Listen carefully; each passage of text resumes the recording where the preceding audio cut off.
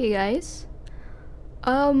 Welcome to the very first episode of Listen to Me Talk for a While podcast. I still don't know the title of a podcast, but that's the pending title and I think I'll stick with it kaso hindi pa sure. So anyways, hi, I am Jane, or most commonly known as Janelle.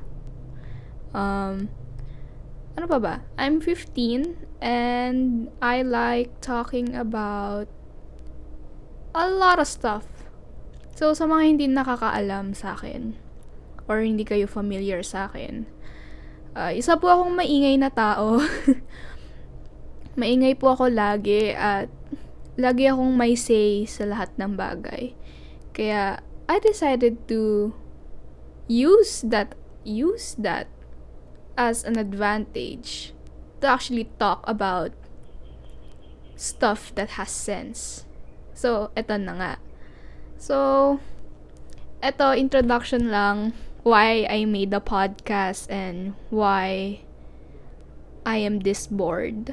Mga ganong bagay. So, actually, I wanted to start a podcast since April ata or May. Ever since I got this mic, I was like, girl, can you imagine the type of stuff that we can do with this mic? And I was like, girl, same. So eto, here I am, November 7, making a podcast finally. So ayun lang, that's the reason why I made one. And also to promote and educate people because I really like educating people. Because wala lang, I just like sharing stuff na alam kong makakatulong sa mga tao. So here it is. So, okay, let's go on to our topic for today, which is, I believe you have read the title, sogie bill. We're gonna talk about sogie bill because recently, earlier this week, I believe it was this Tuesday. I think it was this Tuesday or Monday ata. No, I feel like Tuesday. Okay, nung Tuesday kasi, sogie bill was at the court and it was talked about by a lot of people. Kasi nga, parang nagkaroon ng court hearing about this, I believe. Yun yung tawag doon. And I wanna talk about this also kasi trending na to sa madaming social media platforms. Most commonly sa Twitter. Kasi as you guys know, lagi akong nasa Twitter. Lagi akong may say sa Twitter. Kaya, here we are, bringing it at YouTube. No? Okay. Kasi sobrang haba ng video na to and I do have a lot to say during this. Kaya bear with me guys. So kung gumagawa kayo ng mga requirements while listening to this podcast or if you're just watching this, grabe, we're in for a roller coaster ride. So prepare yourself kasi madami talaga akong sasabihin about this. Okay. So, a little introduction on sogie bill and why was this declared. Actually, matagal na tong sogie bill na to. I believe it was, according to Wikipedia, sabi nila, na 2000, the year 2000 to parang unang na bigay sa court. It was, ni Senator Miriam Santiago. You guys may know her because she was recently trending then earlier this, like last month ata, because of Miss Philippines. Yon. So, yun 2000, year 2000. And then, madami na rin actually pinagdaanan tong bill na to. Kaya, and ngayon lang siya recently na nag-pop up. Kasi last year, meron din actually parang parang nag-trending din ulit yung sogie, but like everyone kind of forgot about it. I think ako, medj nakalimutan ko na. I forgot that this bill was existing pala. So, sorry about that. Well, anyways, sogie bill. So, ito nga, a short introduction. This was an explanatory note by Francis Pangilinan. If you don't know him, siya yung asawa ni Sharon Cuneta, and if you do know, siguro naman kilala nyo by now, si Kaki, siya yung anak ni Francis Pangilinan. So, ito. According to a survey, the global divide on homosexuality by the Pew Research Center, 73% of adult Filipinos agree that homosexuality should be accepted by society. To add to that, Philippines is actually placed second in the most gay-friendly country all over the world, just behind Australia. So, imagine, 73% ng mga Filipinos, or like adult Filipinos, na nag-a-agree na this, like, homosexuality should be accepted by the society, which is, tama naman, okay? And, it shocks me na nag-place second pa siya sa most gay-friendly country. And I'm just shook. Shook ako kasi, second? Sure ka na dun all over the world? That's suspicious. That's weird. Kasi if you know by now, siguro naman alam mo na, madaming nahaharas and nadidiscriminate just because of their sexual orientation, which is mali and wrong and grabe. So, ayun lang, nakakapagtaka lang na second place pala tayo sa mga ganun. But, although na-overwhelming tong news sa inyo, 30% of LGBTQ plus people in the country are reported being harassed, bullied, or discriminated. Nakakapagtaka na 70% or 73% ng mga tao dito ay actually na G sa mga homosexuality and ayun, just having homosexuality, like having equal human rights with heterosexuals. So ayun, that's kind of like the summarization of the explanatory note. Oh, if you haven't, I have notes by the way. Nagsulat ako ng notes habang nag-charge yung phone ko, kaya kung nagtataka kayo ng binabasa ko dito, nag-write ako ng mga notes. So, sogie bill, we're actually gonna get into this actual bill kasi explanatory note pa lang yun. By the way, if you guys want to read the actual bill and actually go deeper and have a clearer understanding on what the bill has or what's included in the bill, I will leave a link below so you can read it. 12 pages lang naman siya, very fast lang and very informative also. So, ito. Senate Bill 689, also known as sogie bill, also known as the Anti-Discrimination Act. So, ano nga ba yung meaning ng sogie? And sa mga hindi nakakalam, sogie is an acronym. Hindi po siya sogie lang talaga. Like, sino si sogie? Not so ogie. Nakita niyo na ba yun sa Twitter? Anyways. Ayun. So, ano yung sogie? And here are key terms na maririnig nyo mostly in this podcast, in this recording. Kasi I will use them a lot. So, sogie, S-O, means sexual orientation, or refers to the direction of emotional sexual attraction or conduct. If you are attracted to the same sex, you are also known as a homosexual, where homosexual is like an umbrella term for every queer person. So, ayun. If you're attracted to both sexes, that is also called a bisexual. Pero, bisexuals are not limited to only two genders. Hindi ibig sabihin na pag bisexual ka, two lang yung genders na pwede kang ma-attract. That is wrong. I recently knew this also. So, for more information, bisexuality, you can like, or you can be attracted to two or more genders. So, if you like three genders, for example, men, women, and pansexuals, ayun, that's still bisexuality. But pansexuality, on the other hand, or pansexuals, yun yung attraction to any person regardless of their gender. So, kunyari, asexual yung tao, or kunyari na lesbian yung tao, if you're attracted, whatever their gender is, you're pansexual, or you're considered as a pansexual. So, ayun lang. This a little info that I also read on Twitter. Ayun, pakadaming information sa Twitter. Puro kagaguhan lang naman yung tweet ko doon.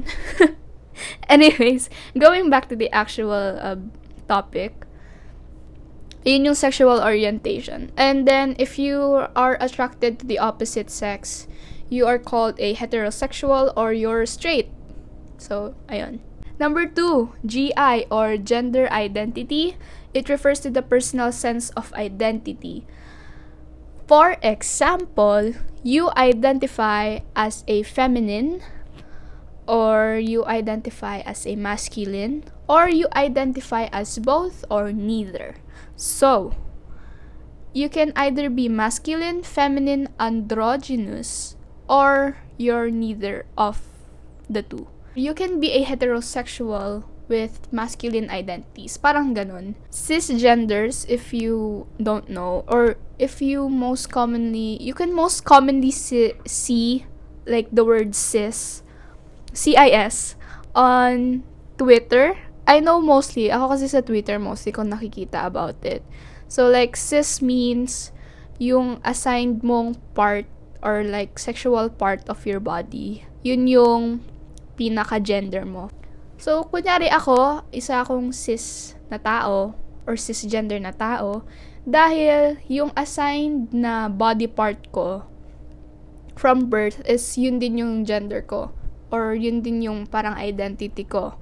Example, me having a vagina and me being feminine, that is cis. Yun yung parang connection yun. And then, number 2, parang counterpart, or like laging kasama ng cisgender is non-binary. If you guys don't know, non-binary is like regardless, or parang wala kang what do you call this? Wala kang specific na gender identity. So pwedeng kahit ano. You can be any pronouns, neo-pronouns as most commonly called. Yun yung non-binary. Pwede kang maging they, he, she, ano pa ba? Z, bun, vamp. Madaming pronouns actually, and ayun, neo-pronouns. Just like that. Again, so that's just a little, again, information to share, kasi madaming tao na hindi ata medyo informed sa topic na to. So, ayun, that is additional information. And androgynous, by the way, is combination of female and male characteristics. So, you can either be feminine or masculine, and or whatever you're comfortable with. So, it's a combination of the two.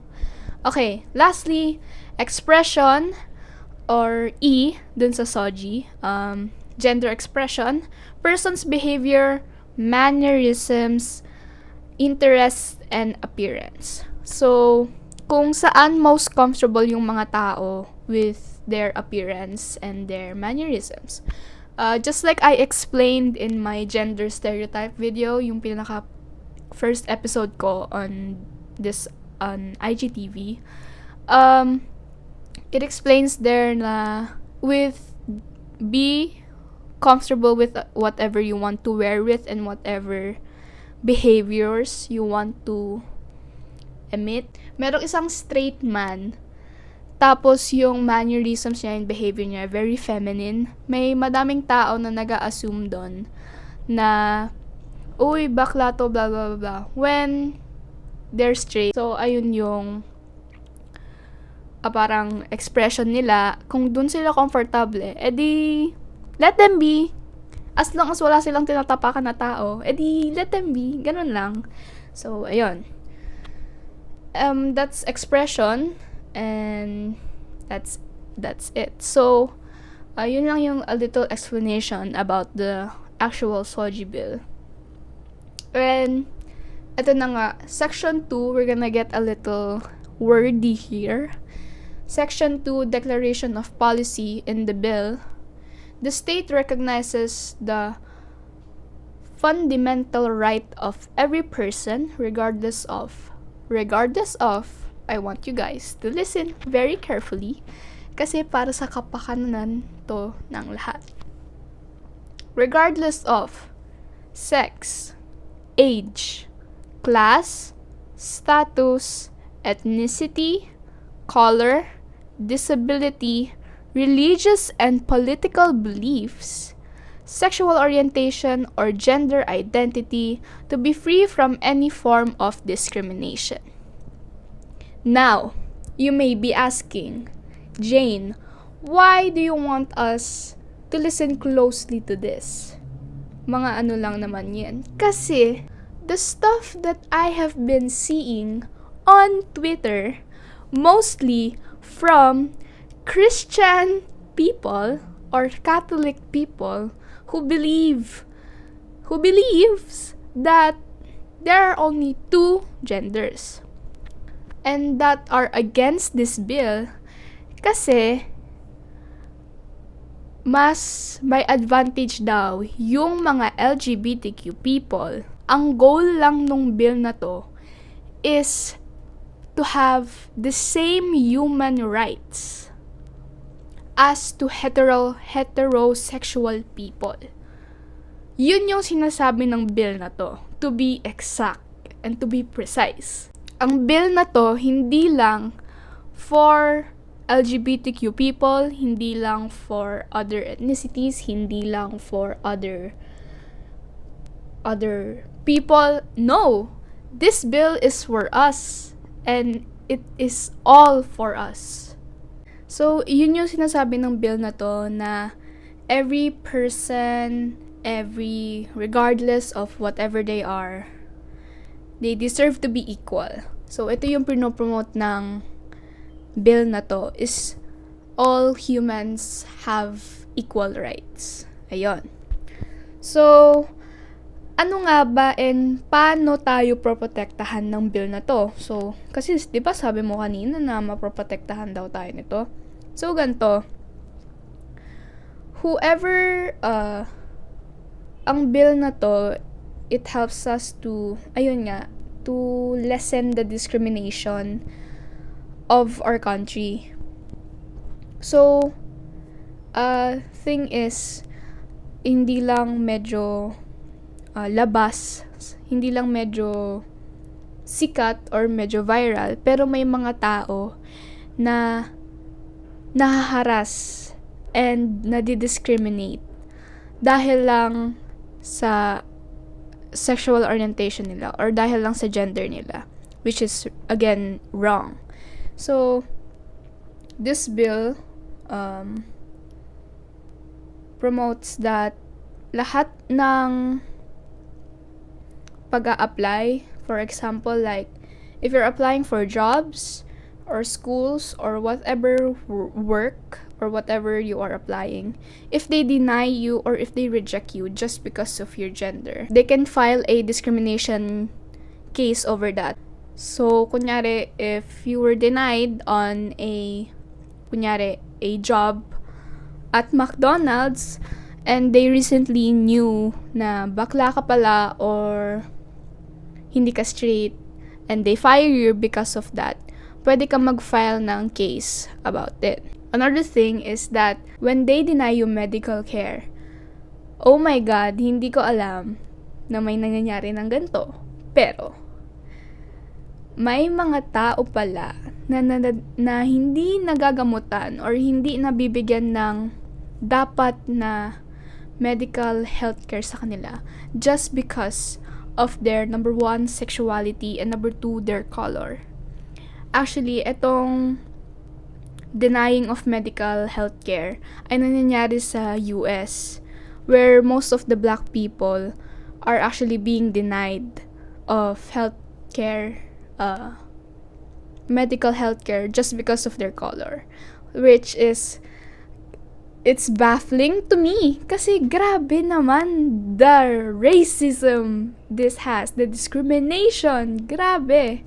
So ayun, napaka sahol ng mga tao doon. Anyway, number 3, denying a person to have access to several and basic needs. And this bill also helps transgenders to go to their bathrooms. Look, like, if you guys heard the news, parang last year ata yun, or last year, there was this transgender na pumasok sa isang room, or napumasok sa isang restroom, tapos parang hinaras siya ng isang tao dun kasi bawal daw dapat dun siya sa iba, blah blah blah blah, which is again grabe. What is wrong with people? So ayun, this helps them to again protect them and give them their rights to use and have access to their basic needs. With the use of this bill, pinoprotect tayo from potential harassers and discriminators. So, penalties, nilabag nila tong law na to. 100,000 up to 500,000 fine, depende kung gaano kalaki yung ginawa mong damage sa tao.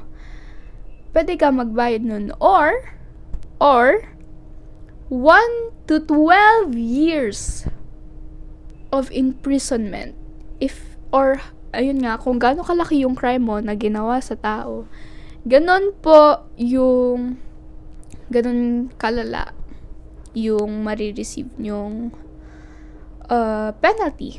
Kasi people are just living, people are not doing anything to harm you, and you harm them. Grabe, you deserve jail talaga kasi what the hell? Anyways, moving on to the other section of the bill. So, ano nga ba yung pinopromote ng bill na to? And why is it important na dapat na ma-pursue na to as a law? So, what the bill promotes: inclusion to sogie concerns in the police station. Example, police cannot refuse to baliwalain ang concerns ng sogie. Sobrang konyo ko mag-talk. Sobrang konyo ko magsalita. Pero, ayun, bawal baliwalain ng mga police yung mga concern ng mga tao about their harassment because of their of their sexual orientation or their color. So, for example, may babae na magko-come up sa police and she will file a harassment because parang binatuhan siya ng, for example, bato. Tapos, just because of her sexual orientation, dapat hindi yun pwedeng baliwalain ng police. So, ayun.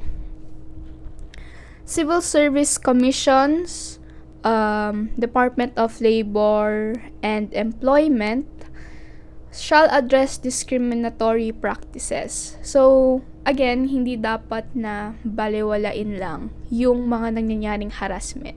Kasi harassment is actually a big issue that is happening. So, kailangan na i-address yun at kailangan natanggalin, hopefully, yung mga discrimination na nangyayari sa mga workplaces. And lastly, this bill promotes a lot of programs and information and education campaigns. So, ayun nga, implementing programs to teach people about the importance of respecting people. Grabe, the importance of just respecting people and why discriminatory behavior is wrong.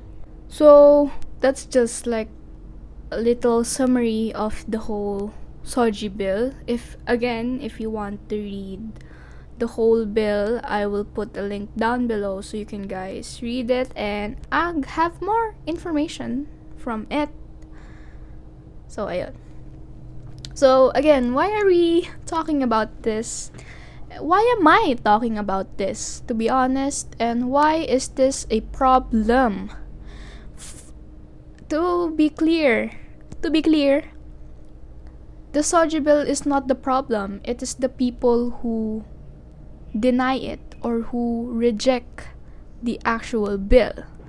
Because this bill clearly states that having equal rights for all. So, bakit ang daming may ayaw ng bill na to? Kasi nga, number one, and mostly the number one problem is that it goes na hindi raw to very godlike. Ano ka, ML? Hindi to very, hindi siya nag-go daw sa principles ni God. Aaminin ko, kahit galing ako sa Catholic school, wala akong masyadong alam sa Bible kasi hindi naman yan pinabasa sa amin. I forgot. Pero we did learn a lot about Christian living and different saints. Ayun, I'm gonna be honest there. Wala talaga akong alam lalo na sa religion ko ever since I left Catholic school. Medyo hindi na ako nagpe-pray or medyo hindi na ako very religious in multiple stuffs. Pero ang alam ko is that Jesus or God doesn't like disrespecting others, or hindi niya gusto na yung mga tao or also known as the followers of God. Sige, let's call them the followers of God. Kasi that's what they are. They're followers of God. Okay. These followers of God, sila yung mostly na nagdi-disagree sa bill na to dahil nga they only believe that there are only two sexes or two genders or just like two kasi nga Adam and Eve. There we go. So I just wanna ask if there ever is a person who is watching this na nagsasabi na they disagree with this bill. I just wanna ask, why? Kasi confused pa rin ako. Kasi as I've explained, this bill promotes equal rights for all of us humans, and I don't know why you disagree with this bill when it also protects you heterosexuals. So like, why? Bakit though? Like, so I just wanna ask why you, a heterosexual person who believes in God, God, the Father Almighty, creator of heaven and earth, why do you hate these types of people or these kinds of people when God said clearly na love everyone, just love everyone, like hindi ba part ng everyone yung LGBTQ? Like, is everyone only the heterosexuals? I just wanna ask, bakit? Why are you so pressed?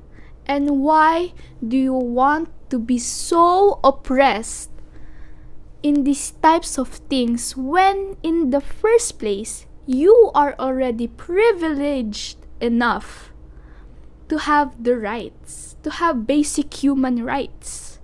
Like, hindi ba kayo nakakapagtaka na bakit may mga homosexuals na nadi-discriminate dahil lang sa gender nila?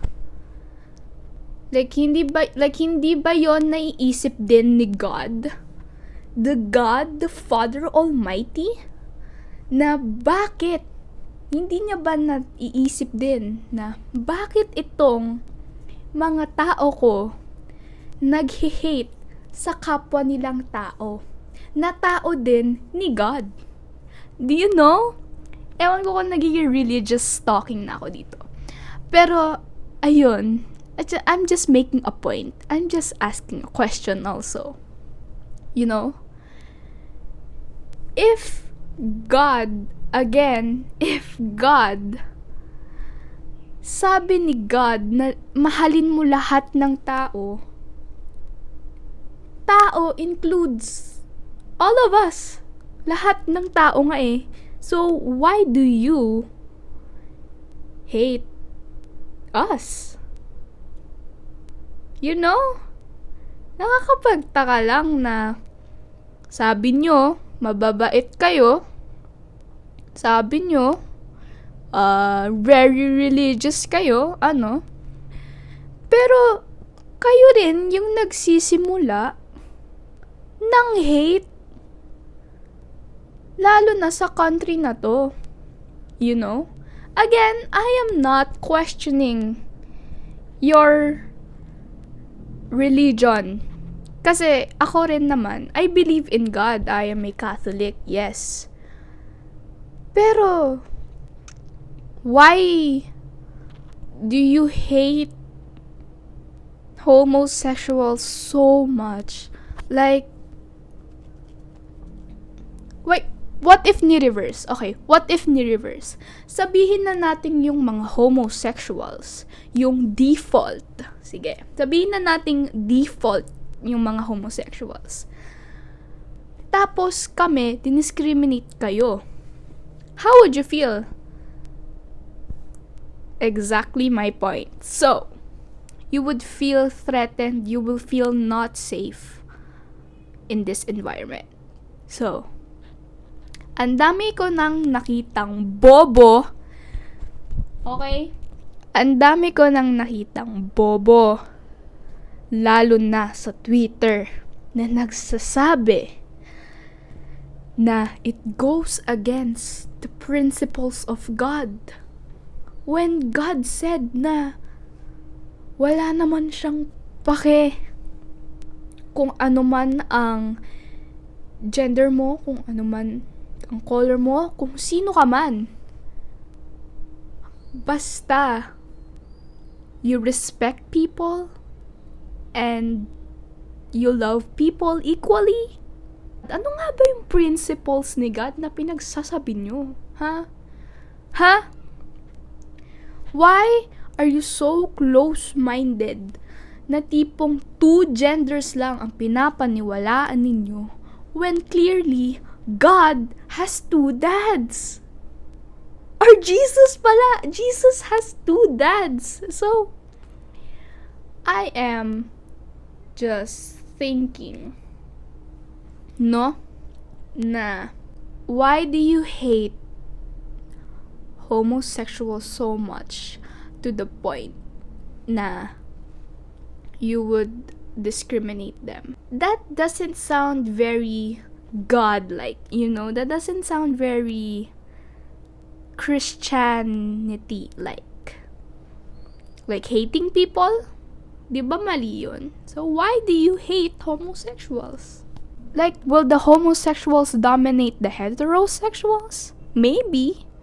Pero in today's world, hindi. Bakit ayaw nyo na makuha ng mga tao yung rights nyo rin? So basically, bakit ayaw nyo ng equal rights?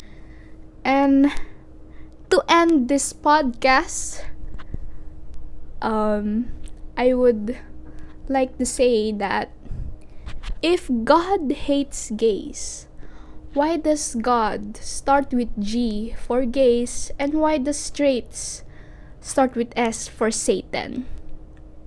If you have reached this far into listening or to watching this, I want to thank you kasi very nervous about my first podcast. So, I think that's it for me. Again, remember, holy water. Thank you so much for watching, and I hope to see you on the next podcast or IGTV. Peace out.